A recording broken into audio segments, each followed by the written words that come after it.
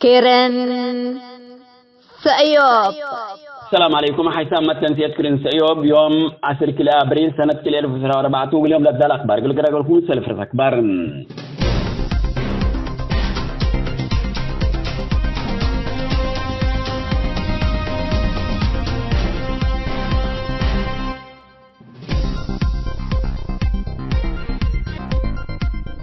دي السودان قل أريتريين لاجين أسيرين الدعم السلام ده تمثال عذبهم هلام.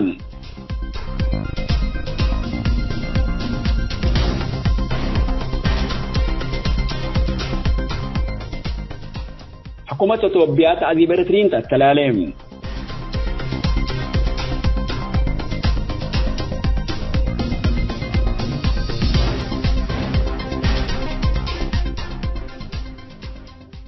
لا برس أخبار سمعتنا حكومة تفاصيل التلالة لكم.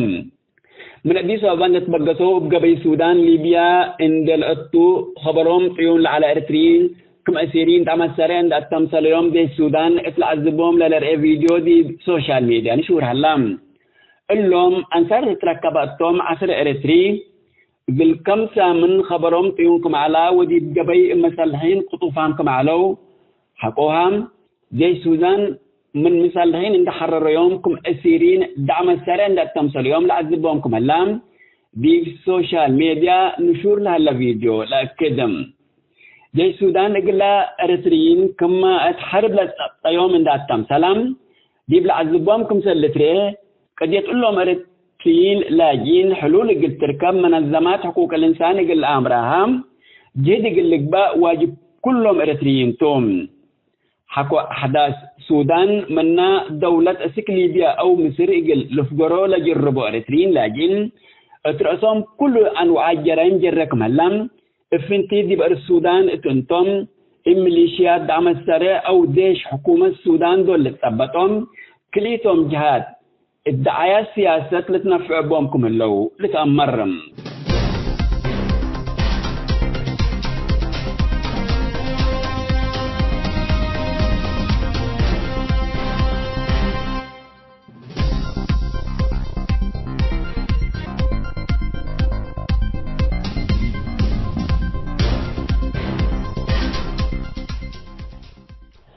جرائم لا تلال هلا وحدات أمن حكومة أثيوبيا ترسلترين لاجين لودياه جرائم عند السدد جيس هلام وثائق لاجين وبعد إثباتات لبوم أريتريين عند يطرفوا أسك سنن حقق منكم من دتبهلو لساجنكم اللو مصدر دخل مال واجمكم مثل اللو لتهدقم من أول إلا سنة إن لتكلم جيس لهلا أكي أفعال أبو لكما أريتريين لاجين ومسافرين عند الساجنو سرهم رشوة عند هبوكم سالفقرو وسرهم دي بسجن بزح سانهاكم سالهلو لتأمرن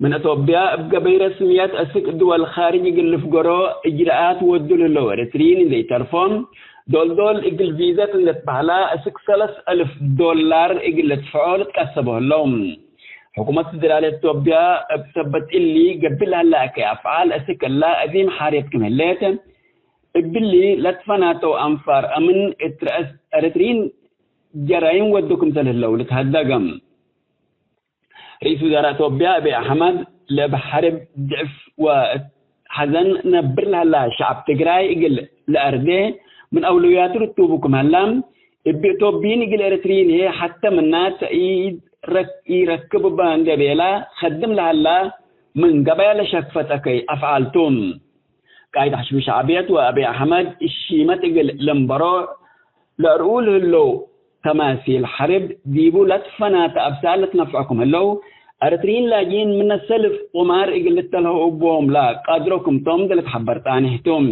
حشم شعبيت تقل لا دي بتوبيا وفنتي تتديس أبال اللو أريتريين لاجين اتبقوت اللي تكرروا خدمكم هلا والتامثل أبي أحمد لا أتصور لها هلا حرب كأي الشعب اللي ركب بخلا يهود عياتنا شركم هلا لتأمرم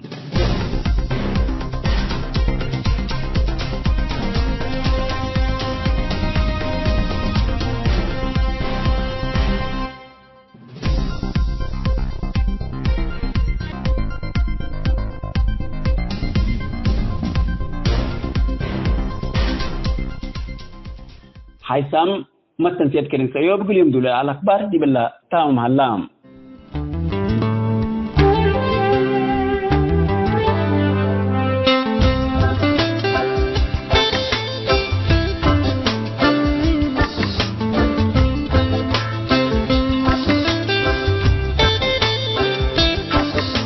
مثل كرين سيوب تلي لكم حيثم ما تنسيتنا يوم 10 كلا أبريل سنة كلا 1404 جمعتو كتلنا يوم برنامجنا كلود موضوع طبعا ما تامكم لنا السلف 14 أبريل أوليت متيتة تحنتي لتبلارس للدالة زع السيوب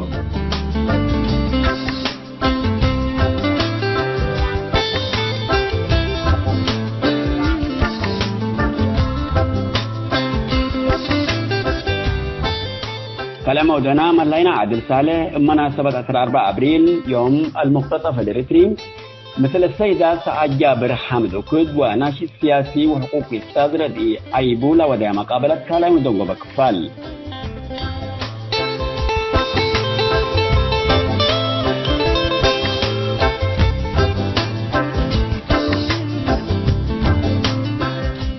كابدع السيوب قلنا بيت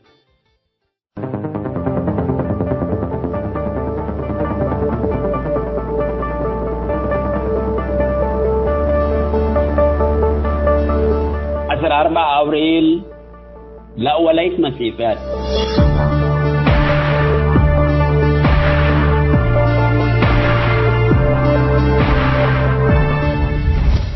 إلا الأسك يجب الشعبية الساكت يسجل لتتبال بقيادة السياسة فرقي شعب ريال أفنيت وتفنن الليل قدم 30 سنة أكلت التلوت يوم 4 أبريل سنة 1909 كليل أجريت بحدث من حتى الدواعي أسمراء لعلت وحدة عسكرية لتفاقروا أنفارديش فنتيت محمد إقلتقي صوتو لتب الحبرة من تهيبو اتفورتو مدينة كرم من عسكروا 3 يوم وادي عمالو اتلا مدينة مثل جهاد الإسلام علاقة اللي تلوم سلاح لبوم أنفار ركوبة من لو اللوم أنفار اللوم قلت تثبتو لتقبع عمليات لازم أما الدقاق قلت تقبع اللي تلام للبن تحذير تهيبو نايلة مدرتك اللي سببوك أدرو لتبه لو أنفار أكلت أكاناتهم للأمرو ولا الحبرة أنفار جاهزينكم اللو ما تحبروا اللوم لأن تحروا لما تطوع عساكر مبزحهم شباباتهم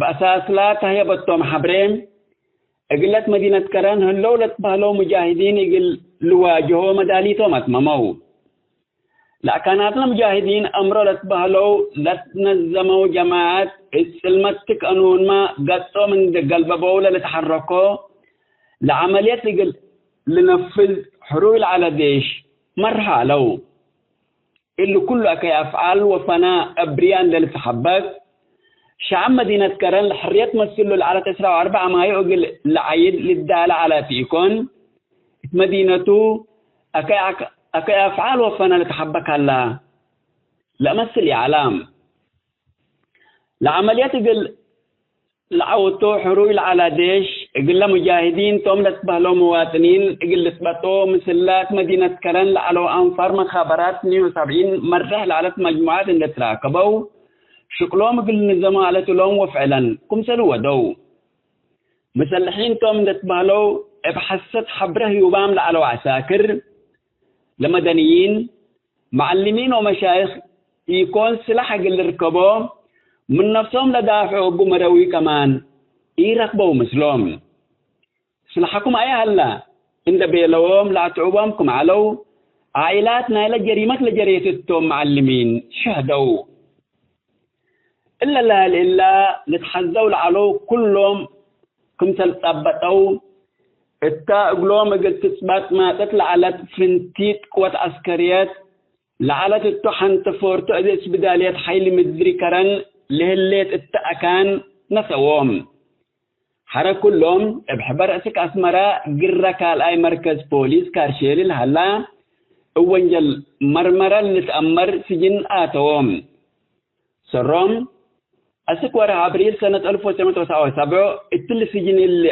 علو لتبهل من قروب لرأيهم من مقلبوا أخبارهم لكن للدل علام حكولا لكن مكراهم قويت اللهم مواطنين اللهم مجرمين أو بريئين علو اقلت بهال مرة سدوتهم اقلمي مجرم أو إي مجرم لقب لقبا نفر عادي يكون الحكم التوم لقب لقبا ودمين آدم مجرمتو أو بريئتو لتبل قوانين محكمة هلام لا تتأسف لكن محكمة اندي تهلا وروتك على كيفو كلا منكبو اندت اينام ابرأيون دي الحكم رئيت كم عادات لمدناه قدام قد يتوم محكمة اندي تترئي جريمة يتلقبتو أو بريئتو يتبل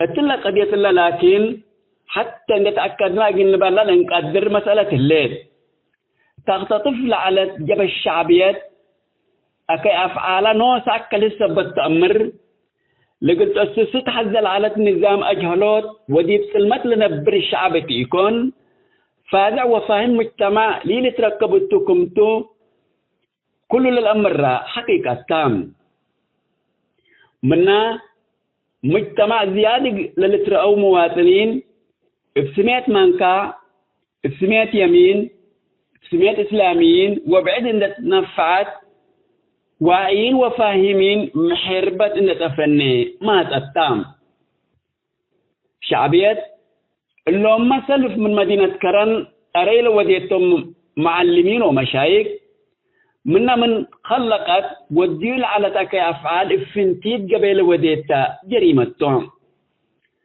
اللهم جهاد لسميتهم أمبلا شكا مريمكا أمت شايشكا وحضبت وديك للبل تحت للسماء جيتي تيكون لقبت تقبأ جريمة ودون نتمهلو شكو يامي يكون أما أمان ما هي شعبيات اللي كل نتودي لقبت لقبة إثبات على بام لما لقبت تقبأ شكوت أو فرد لدي سلمت قانون حاجة سلمت اندوديت مكرايوم لعقوية مواطنين إثبات ثبت على بام بريئتهم واللي كله أكي أفعال ودي الشعبيات نوسى مجرمات تام يقول نوسى شعبيات تنزيل مجرم انت بجريمة يقل تشكي أو تهمت يقل تقدم قانون وأخلاقيات يسمح لهم كلهم لدي اقتطاف وقاتلوا الشعب إريتريا شاركوا مجرمين من ماتهم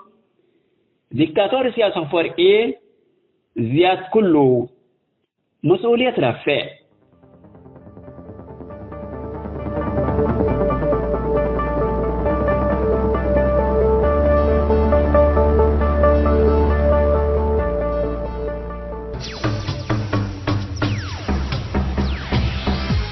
كيرن سأيوب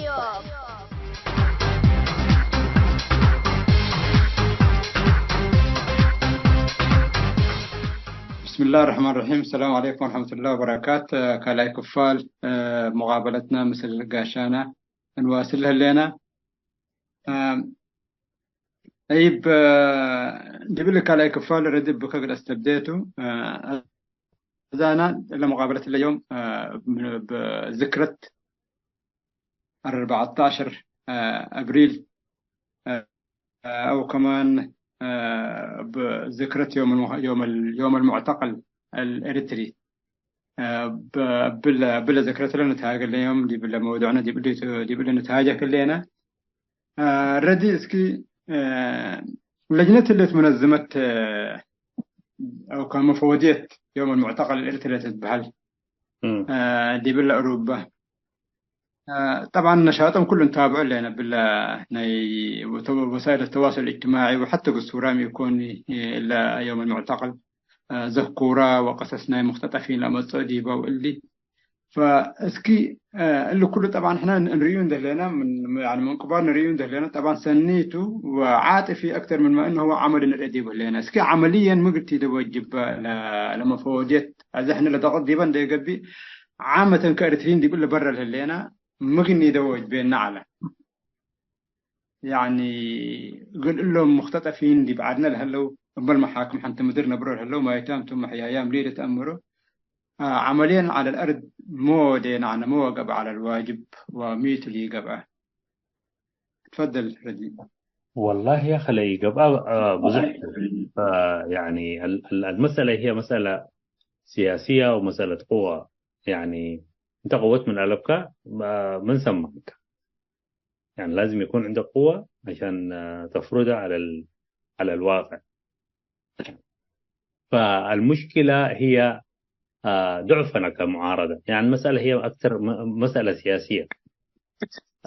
طبعا الهدف من يوم المعتقل هو عشان الناس، يعني النظام ما يفتكر إنه الناس نسد. يعني أنت شوف قبل كم يوم كان في برنامج للناس اللي اختطفوهم من كرن قبل 45 سنة. يعني تقريبا نعم. الناس دي ما كان في، كانوا غابوا من الشاشة لأكثر من 40 سنة. فالناس لما تحيي ذكراهم وتحكي قصصهم، اوكي، هو ضغط على النظام وضغط على الاريتريين اللي شايفين انه مثلا النظام ده انحرف في 2001، اوكي، او النظام ده بدأ الاعتقال بالجي 15 او كده. فالعمل هو انه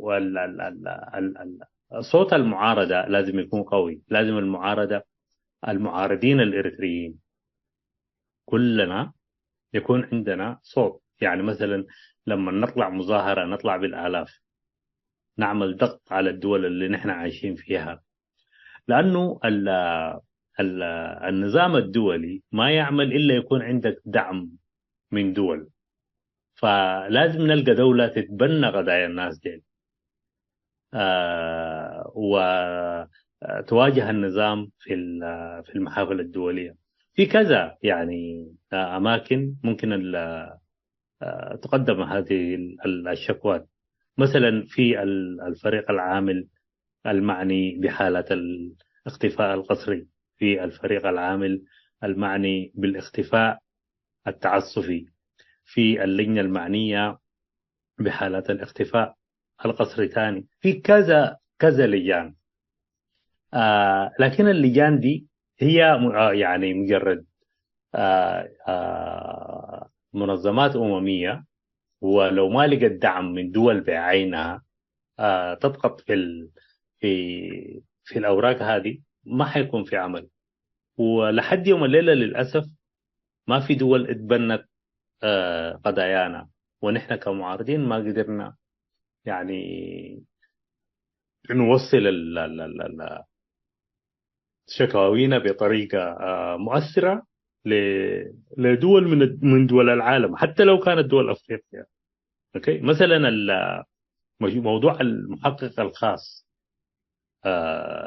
لحقوق الإنسان في إريتريا، ده كانت عمل بمساعدة دول الجوار، الصومال وجيبوتي وإثيوبيا طبعا من الخلف.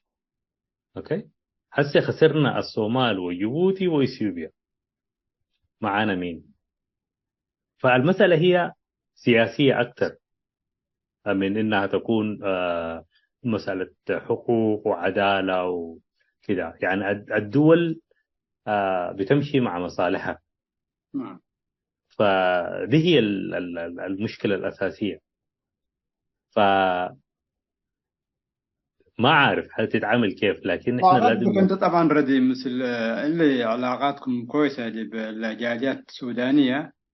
فمثلا أيام حربنا دارفور، حرب السودان، جيبوا لك إبادة للسودانيين ولا دارفور لتحركنا نايم سريع على، وفي نفس الوقت في وقت وجيز قلنا قيادة أو قلنا القيادة السياسية دي بالسودان على حكومة الإنقاذ شكوى ونتائج بصحة.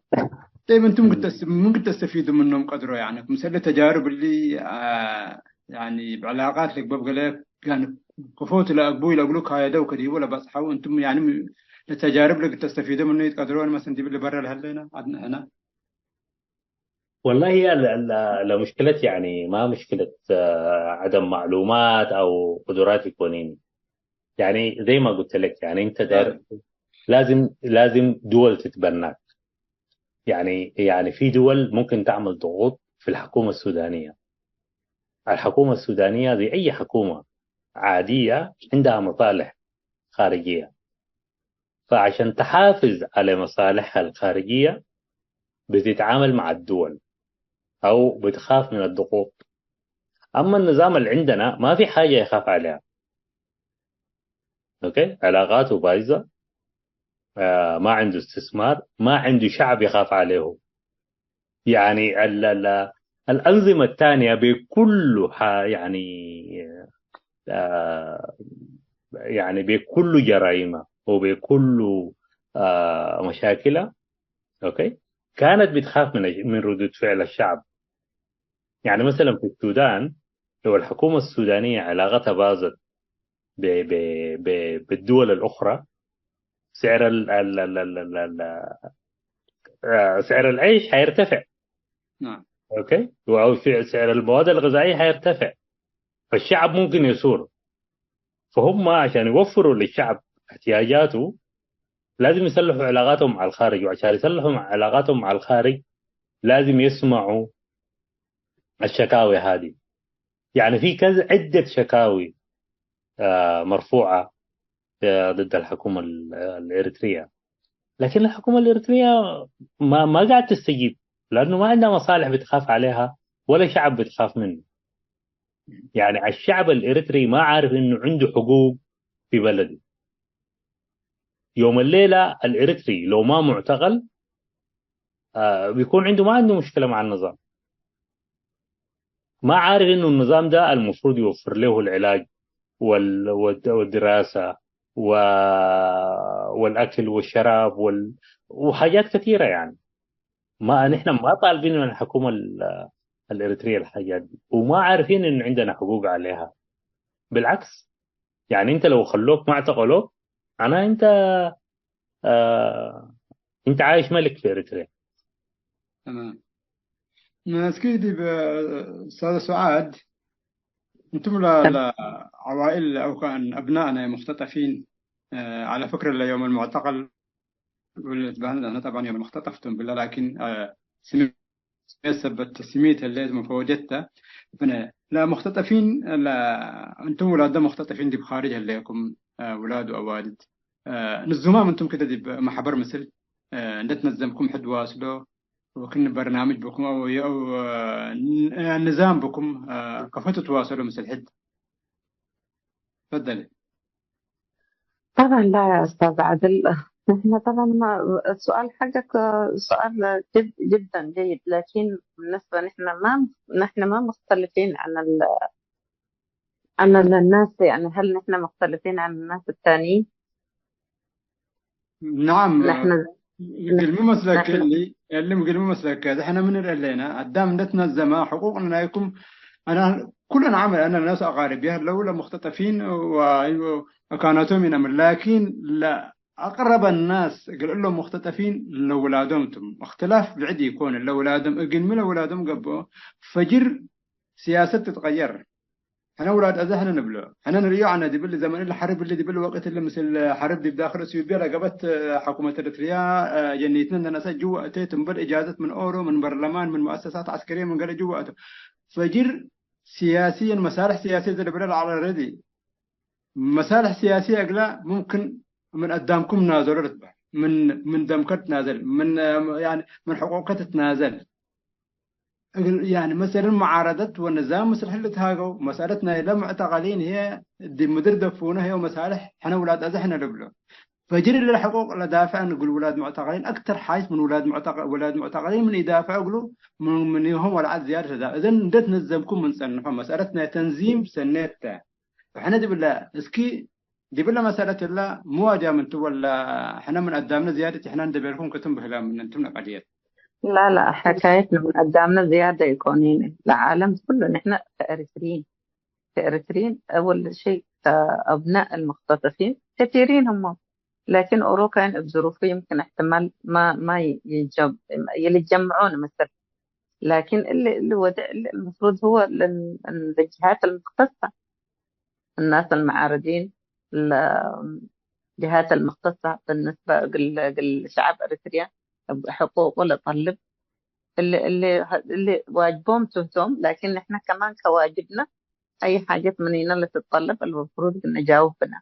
لكن اللي بالنسبة للمنظمات وحقوق الإنسان اللي طلبها لقى الأريتريا أقولوا توجهوا اللي اللي بالنسبة لأنه نحن كفرد أريتري ما نقدر نسوي شيء عادل.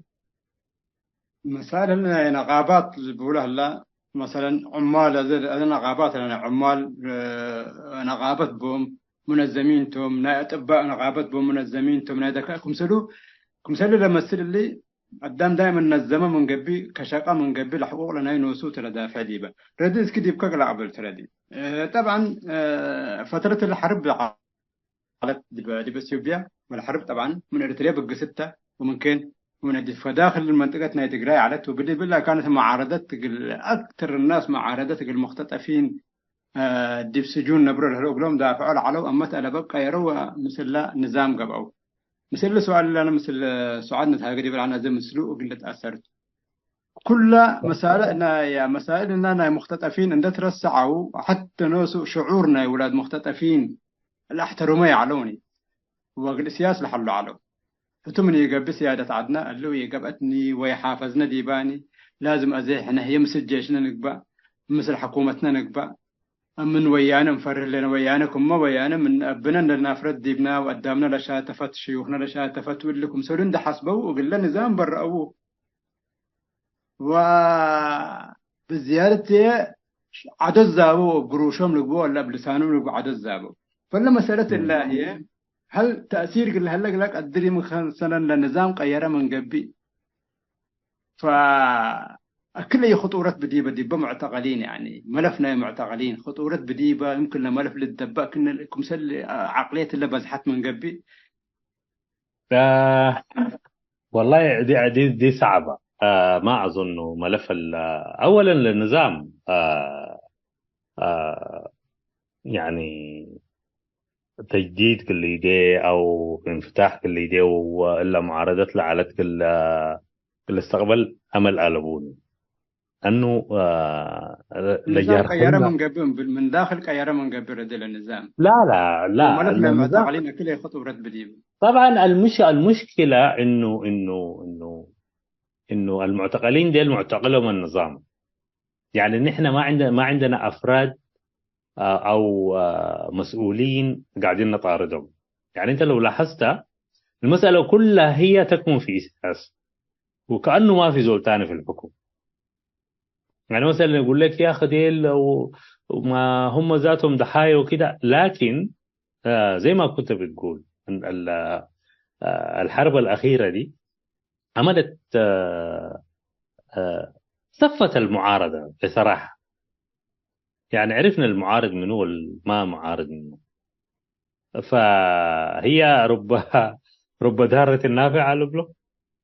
اوكي، يعني مسألة دخول النظام في الحرب الأخيرة، أولا عندنا عشرات الآلاف المعتقلين من أراضي التجراي أخذوهم من معسكرات اللاجئين وأغلبيتهم ما معروفين وين. اوكي، وضيف عليها عندنا عشرات الآلاف ماتوا في الحرب العباسية. لو تذكر الأمين اللي مات قبل فترة اسمه الأمين من اللي بقوله يا مسؤول أيوة الأمين الأمين محمد سعيد قال نحن هندفع ثمن عشان ندافع لوحدة إثيوبيا قبل ما يموت بفترة، وفعلا نحن دفعنا ثمن عشرات الآلاف. فالسؤال اللي سألته لسعاد أنتم كأولاد معتقلين يعني عندكم مسؤولية أكثر، لا، المسألة دي هي حتى ما مسألة إريترية فقط، هي مسألة إنسانية، لكن إحنا ما قادرين نوصلها للعالم. ما يعني في ناس كتار ما يعرفوا عن إريتريا أو المعتقلين في إريتريا أو عن النظام في إريتريا. فواجب كل إريتري أو كل إنسان أوكي إنه يتكلم أو يطالب بإفراج عن الناس ديل. لكن لو نحن حصرناها في إريتريين، تقريبا كل إريتري عنده زول معتقل من قريب أو من بعيد. فدي هي يعني مشكلتنا كمجتمع إريتري، كإريتريين. يعني ما عندنا قضية أهم من قضايا المعتقلين. وبصراحة يعني شيء مخجل إنه الناس تتكلم عن أشياء هلامية ما موجودة في الحسبان، وتتعاطف مع النظام أو تتملق للنظام بطريقة أو بأخرى. نعم نعم. هو شوف المعتقلين يا ردي، أستاذ ردي، إفراج المسألة ما مسألة إفراج حسنا، يعني المسألة يعني المحاكمات، يعني ذات السؤال حيتوجه ليمين في حالة إنه المعارضة بالطريقة اللي شايفينها نحن. يعني المعارضة انقسمت يعني لكذا قسم، يعني تأيد أغلب المعارضين اللي كانوا بدير باللي ملفنا إلى مختطفين بولس قالوا العلو تحت بلا العلو جيب الله حرب الله لمختطفين يقولون ده ترسعوا ك مسألة دي بحر بتهاجوا علو. هو الجيش الفيدرالي يعني الجيش الأثيوبيات يقولوا مدحوا علو، يقولوا له حمودوا علو، وفي نفس الوقت للنظام يقول له نظام يقولوا له حمودوا علو، على أساس إنه لعدوا نا إريتريا ونا شعب إريتريا واللي كله للنظام لو وديه على دي شعب إريتريا كله بنات ذكروا ديبو ك قل النظام لأيد علو. فإلا تأفره مستقبلا لأنه المعارضات أو كمان لإريتريين بزحام إريتريين لأن مواقفهم غيران.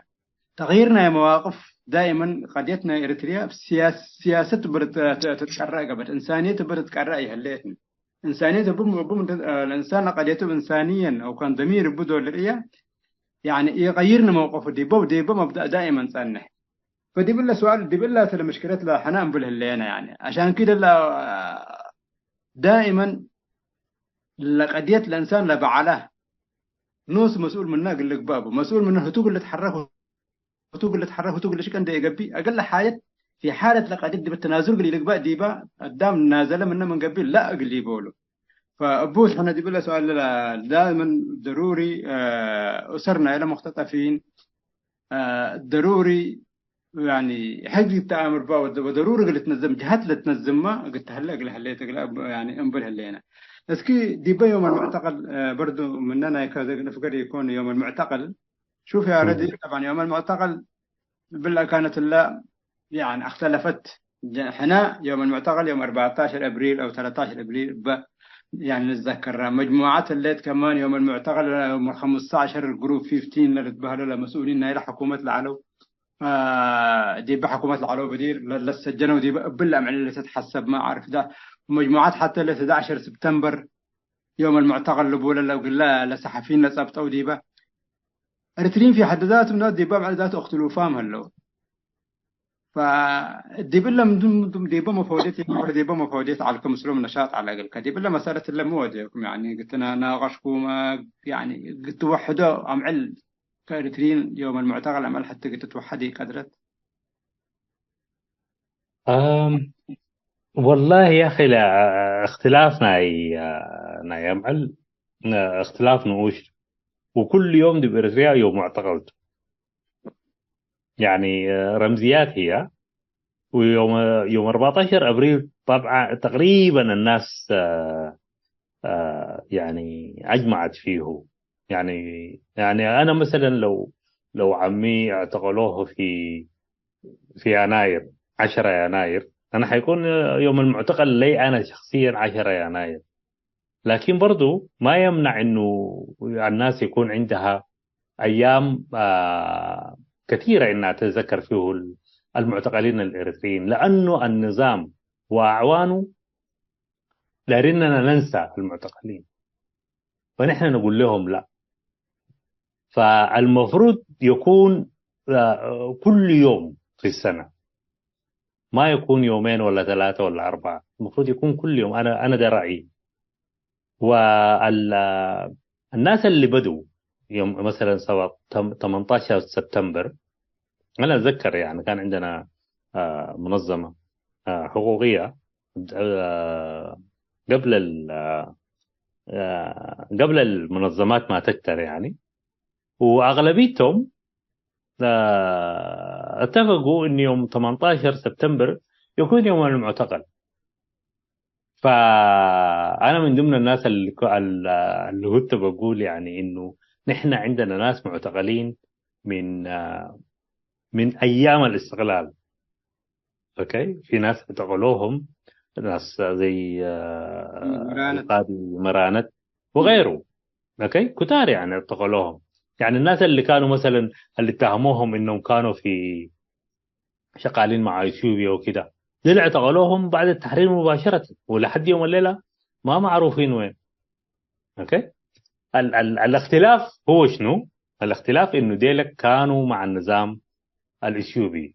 اوكي، برضو يستحقوا العدالة، يستحقوا انه يتحاكموا، اهلهم يشوفوهم، او زي ما كان بتقول الاستاذة سعاد، يعني الجماعة دي يتحاكموا إن شاء الله يعدموهم، لكن أهاليهم يعني يشوفوا حيعمل شنو بعد ذاك، لو كان في ميراث، لو كان في أرملة، لو كان في حاجة، المهم الناس تتصرف. لكن الاختفاء القسري أو الاختطاف اللي حاصل في إريتريا ما طبيعي.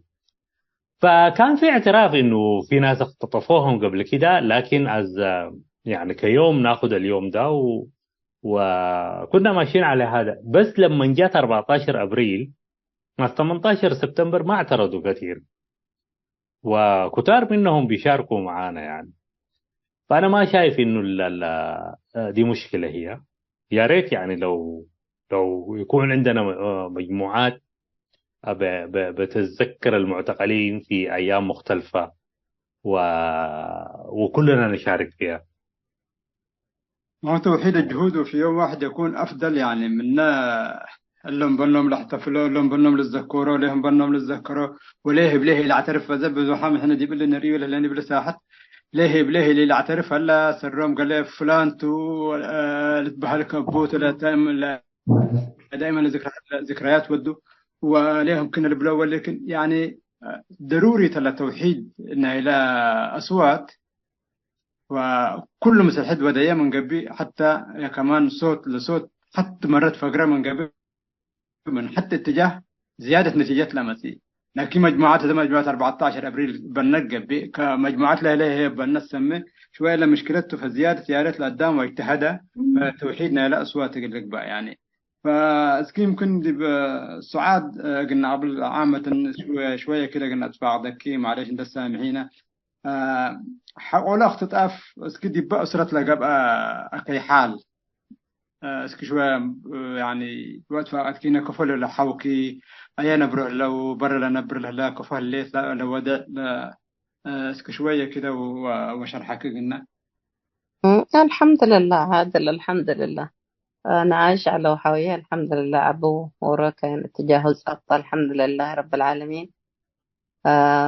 كمهتم لهدفهم لعلى لقدام قل فرقوا وقدام مثلا عبيه حق الصبطة مثلا لأنه شو قل بديت وتبوت لقنصام لعلو أصلنتهم. لكن ربي يوفق يومنا الحمد لله، نحن ربي وفقنا وعبينا ولا هذا ولا شغال الحمد لله رب العالمين. أمورهم طيبة الحمد لله حاليا. تمام. كلمة قلها بكمتو أستاذ سعاد باك واسلتك وسية من بكية، وكان آخر كلمة فرصة قلها بكي. والله أنا بس اللي أتمنى له اللي يكون إحنا حتى إذا نقبل كشعب إريتري كحقوق نحن حقوقنا شعبنا لنحزي نحن إريتريا غالي ونفيس سبنا ديبا، وكما دام لنا دل على حقه لي نساء إريتريين كإريتريين كلنا عامة. نحن يعني واجب على نحن هبنا واجبنا، لكن حقنا ينس أناني الإريتريا دي بعدالة كفت قبي ولا اختطف لهلا كانوا اللي يتأمرا ومايت لهلا موت اللي يتأمرا وحياي لهلا حياي يتأمرا. يا ريت كلنا حتى إذا اندقب أنا كلمتنا حتى اندقبت نحن لصوتنا والسماعة ولا قضيتنا كمان يعني قدام بالنسبة للسياسيين يعني قام قبلها له هم يقصروني، لكن يعني بزح حاجات أنا سمع يعني كم فاشلة، يعني كم نحن حقوقنا كنساء وكان لا حقوق لا صحوا كمان يقدرون حقوقنا هنا يقولوا النساء بالنسبة من الناس اللي لأنه كما أستاذ بيلا يعني أوروكاين مصالح حبه مثل البلد معناتها عداوة مثل ليلى حزة مثلا، مشاكل مثل ليلى حزة بل قضيتنا مهملت قبت قضيتنا نايلة إريتري مهملت قبت مرة يعني دولة حتى الإريتريا يعني كم زلمتها وحقوق حقوق ناس أتيكونيني عند بيلا يعني من أي دولة أنا سامعتي أنا سك يوم من ذاته كإريتريا دي بخريطة هليت ولا إيه هليت بزح قدامي إلى مرة حتى استغلالنا من الناس أنامة سك قدام هلا إلى أمر إريتريا. فيا ريت نحن صوتنا وأسمعنا، وحتى إذا اندقب أنا وحتى كلمتنا اندقب أنا لحقوقنا نحن يمين طلب من قل طالب بالذات نحن بر اللي هلينا لحقوقنا لحد كان لهلا حتى قادري هلا نقول لي ده لأنه دي بديه حتى يهلاني ثم بيلكوكا يعني داخل هلا وداخل السجن هلا وخارج السجن حتى قاب هلا نحن كحريتنا أسام هلينا داخل يعني خارج البلد لهلينا دي بأوروبا لهلينا بحقوق قلنا طالب ضروري تنقوشنا لتبوع بينا علومنا لقباء وجاهلنا كلنا حتى اندقب أنا كلمتنا قلنا أسمع بنا. هذا اللي أنا اللي أوجهه بالنسبة للشعب الإريتري. شكرا سعاد، شكرا جزيلا. وأخونا الأستاذ ردي إذا في حاجة ما ذكرناها حاجات لي بأنها من هليت معلش أسمح لي برضو حاجات اللي كمان يترسعوا وأنا عادل لهم بالنسبة مثل الجبهة الشعبيات لطبلة لها لو ووطن لها لو وطنيات لها لو أمر لك بالنسبة توم ذات كفو فاقرام تدبي اللي عاد اللي كفو بصحى وندهر بو ونعز لفاقرام لها لو يوم مثل اللي النظام لطبلة لها لو يأسفني جدا جدا جدا يعني أنت كفو بصحى كذب إلا أكان وكفو عايشة اللي كذي وندع قبل مسلوم تقبل له الليك للأسف الشديد إلا كمان أنا مرة يأسفوني. نعم ما توحيد لا أصوات بله لنا وندتنا الزم كشقاب بله لنا من إلا أصوات اللي من اللي حالات اللي من العقليات اللي تلا لندققها لنا فجر العقليات اللي فجر ملا مبدأهم غيروك أما تلبا قل سلطة دبيلو تحركوا ودي بملف لملف لنا معتقلين بوت الأنفرح دي بلنا. فشكرا جزيلا لمرة واحد يعني كلمة مهمتها. أستاذنا ردي اسكي حايت لي بأنها ولي ذكرناها من هليت انت لا توثقها يا ريت فرصتك الحبكة. والله ما في حاجة، لكن الكلام الأخير اللي قالته الأستاذة سعاد طبعا كلام مهم، والناس اللي ما عندهم مواقف أو ما عندهم إنسانية ديل الناس بس الناس تدعي لهم إنه ربنا يشفيهم، ما أكثر ولا أقل، يعني ما مؤثرين شديد. حتى يعني حتى النظام ما قبلان بهم كمؤيدين. فأنا أشوف يعني الناس تركز في قضاياها وتعمل يعني جادة في موضوع المعتقلين، وإن شاء الله ربنا يفك أسرهم. شكرا. آمين يا رب العالمين. شكرا جزيلا. شكرا. تنسيتنا برنامجنا دي بالله كله سامل لنا. السلام عليكم ورحمة الله وبركاته. كيرن سأيوب.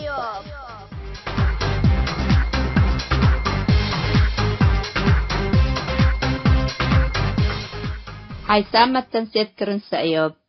لاقي اليوم الدوليام لعلنا برنامج نادي باللي تمم هلا. متابعتكم ومشاركتكم دي بنسئ جمعة حاريت إن شاء الله بعد برنامج إقنا متحكمتو أسكو دحنا اسمنو.